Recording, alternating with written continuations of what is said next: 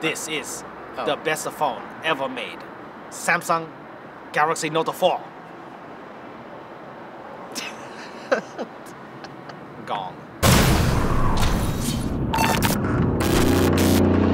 This is the Samsung Galaxy Note 4. It's the 4th generation of the Note line from Samsung, and it's probably the best Samsung phone I've used in all of my life. It is. I have actually been using the Exynos version, which is the international model, probably for over a month. And he has the Snapdragon variant, which is the US model. So our experiences differ just a little bit. I've been using the Exynos version for over a month, and he's been using the Snapdragon version there. So there are some differences in between, and we'll talk about those in just a little bit. But you've seen a ton of Note 4 reviews, so we're just gonna touch on some of the major things, especially the build quality, battery life, and the performance of the Note 4. So let's start with the build quality first. So the big difference with the Note 4 this year is the construction of the sides. We've actually used a metal, aluminum, I guess magnesium alloy type of stuff, and it's really nice. Like, it's a very solid phone in the hand. They're still using plastics on the back, on the front. Obviously, for weight-saving reasons, you still have a removable battery, which a lot of people say it's great. The only complaint that I have is it is rather sharp on the sides. It's hard to explain what it feels like. It just feels more sharper than an iPhone 5S. It's definitely really, really sharp. So of course there's going to be some natural comparisons to the Apple iPhone 6 Plus, and the 6 Plus has some nice rounded edges. I think it feels quite a bit of difference in the hand actually. I think that it feels better in the hand, the 6 Plus, just because of the rounded edges. But the Note 4 is very, very solid. It's the first Samsung phone that I could actually say that I'm actually proud of the build quality. When you feel it in the hand, it feels like a premium product in the hand. The metal is very nice. It's very solid too. It doesn't feel like it's going anywhere. There's no creaking or anything. Yeah, no creaking. It does bend. Yeah, it does bend. It can bend. Blue showed it bend and actually bent back, so at least it bends back. But that's the thing about the Note 4. The quality of the Note 4 build is the best mix of plastic and metal that I've seen, at least on a Samsung phone, or if on a phone period. Yeah, and it's not that much heavier than the Note 3. The Note 3 is a super lightweight phone. This thing is what, only a few little tiny grams heavier than the Note 3, and it has a much better feel in the hand. So to sum it all up, Samsung finally made a decent phone when it comes to build quality. Obviously, the star of the show for Galaxy Note 4 is its new 5.7-inch display. Now, it didn't get any bigger from the previous Note 3, but it did get a heck of a lot more pixels. Now 2560 by 1440, that's Quad HD, sometimes referred to as 2K, and I'll say it, it's the best display in mobile, period. Yeah, it is absolutely phenomenal. Viewing angles are on point. I mean, it's bright, it's visible in sunlight, and it's one of the most impressive panels that you'll see. You'll take it out of the box, you'll turn it on, and you'll just get wowed by it. It is a great display. And there is a slight color shift at extreme angles. Nothing that really bothers me too much. It's just there. I mean, unless you're going to be looking at it like this, you should be fine. Yeah, and then there's a slight curves around the edges as well, which I think makes it feel good. Not as good as the 6 Plus because that metal band is still a little bit sharp with that chamfered edge there, but it does have a slight curve to it, and it's very nice. So obviously all Note models come standard issue with the best specs available, and for the US model of the Galaxy Note 4, you have a Snapdragon 805 chip. It's clocked at 2.7 gigahertz quad-core. You have 3 gigabytes of RAM and 32 gigabytes of built-in storage. And obviously you can add micro SD card to expand that memory. And also the international version comes with the octa-core Exynos processor, and there's some differences in performance there.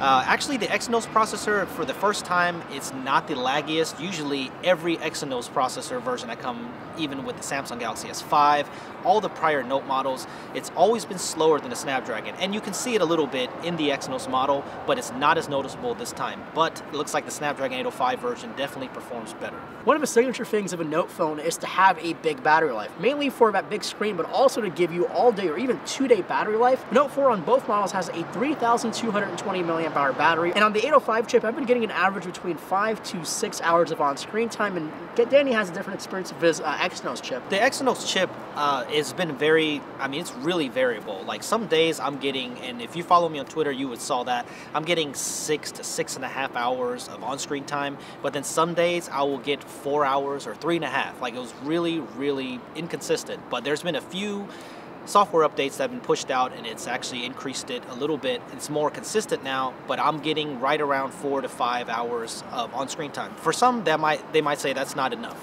because some of I think the Note 3 had pretty good battery life as well. But I'm thinking it's about the same as the Note 3, at least for me. I don't see any real changes in the battery life. So let's talk about one of the most important things is the software. So a lot of people don't like TouchWiz. If you know me, or if you follow me at all, or even Marco, you will know that TouchWiz is not our favorite skin in the world.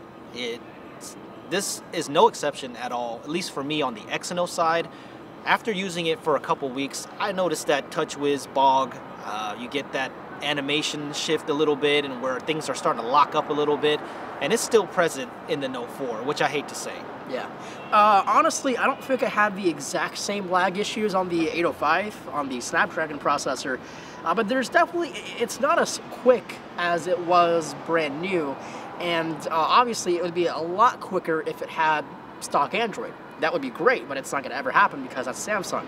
To me, TouchWiz is still the most crippling fact and part of the Galaxy Note 4.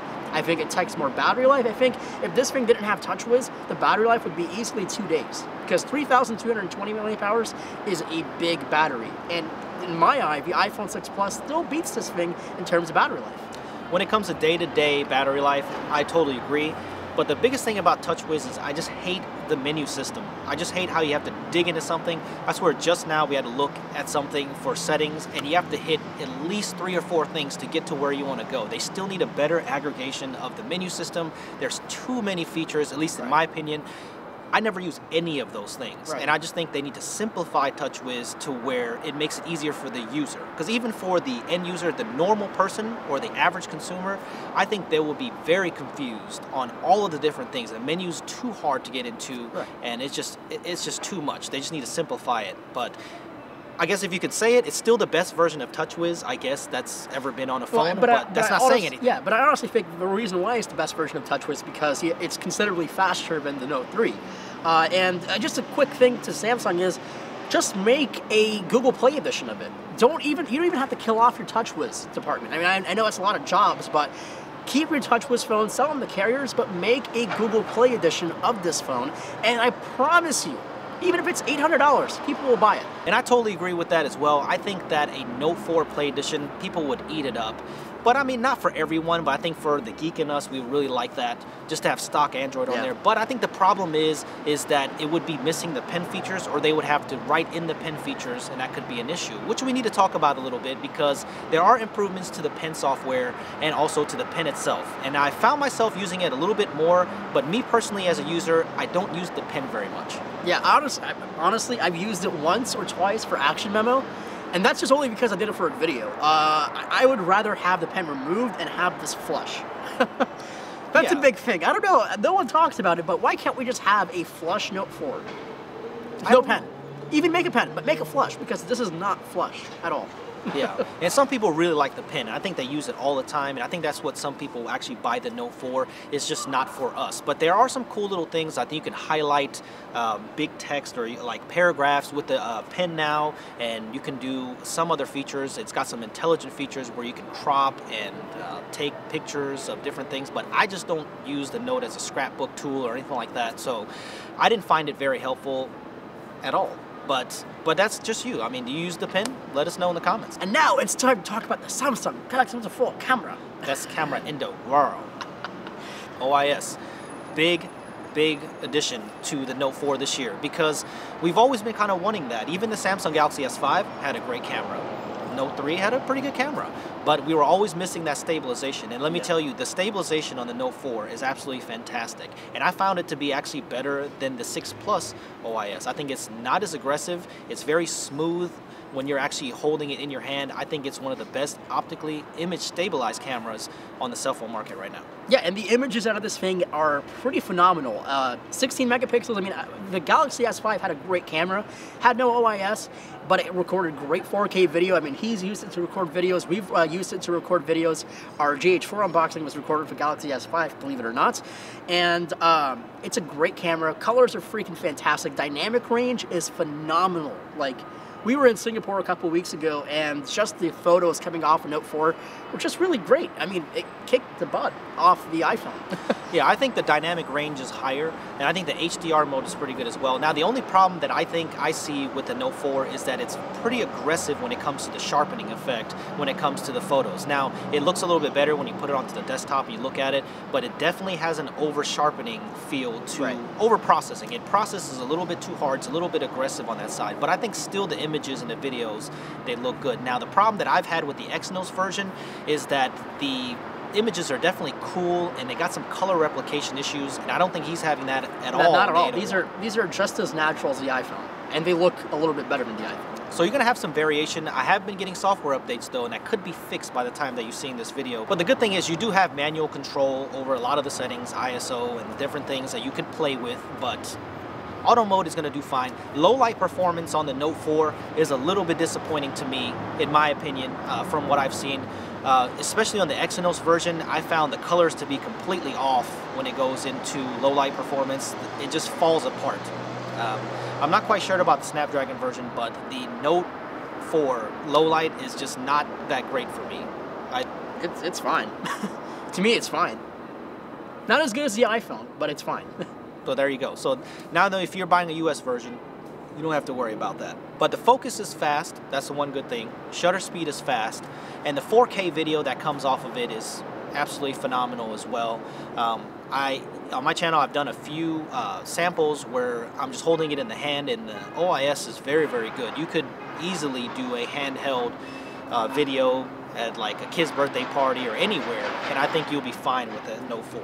Best camera we ever put on phone. So there is slow motion video as well on the Note 4, but the one thing that's weird about it is it does shoot 120 frames per second 1080p video, but it's good. It plays it back in like 15 frames per second. I don't really get it at all. It doesn't look very smooth. It's kind of silly, and it's just not as easy. You have to dig into the settings to get to it. I just think, once again, there's the camera software kind of cluttering things up once again. So the slow motion video is not fantastic. Now it's time to wrap up the full review of the Galaxy Note 4. Now, put it plain and simple, it's the best Samsung phone ever made, the best phone of 2014, and I would be seriously compelled to buy this if I was a Samsung user, if I was a Galaxy user. I like TouchWiz, but personally, I would be really compelled when it has Android 5.0 or stock Android. That's never gonna happen, but 5.0 will be coming, and this might become my new daily driver. So there have been leaks already on Android 5.0 on TouchWiz devices, but unfortunately it's still TouchWiz. It doesn't look like Android 5.0. Of course, they're gonna put their Samsung skin and flavor all over it, but still, I think that for the average consumer and for power users, the Note 4 is a great choice. It's fast, it's got a great camera, it's got a really good battery, it's got great build quality. They pretty much squashed almost everything that I hated about the Note 3. Except TouchWiz. Yeah, except TouchWiz. They will never get rid of TouchWiz. Maybe. Well, they may. For Tyson. Oh, no. I'd rather take TouchWiz all day. Don't give me Tyson. Don't give me Tyson. Yeah, so let us know what you guys think about the Galaxy Note 4 if you have one. Let us know your experiences, and yeah, we'd love to hear your thoughts. And if you haven't already, subscribe. It's a great channel, great content, great people. Yep, and give it a thumbs up, and we will see you guys in the next video. Peace. Peace.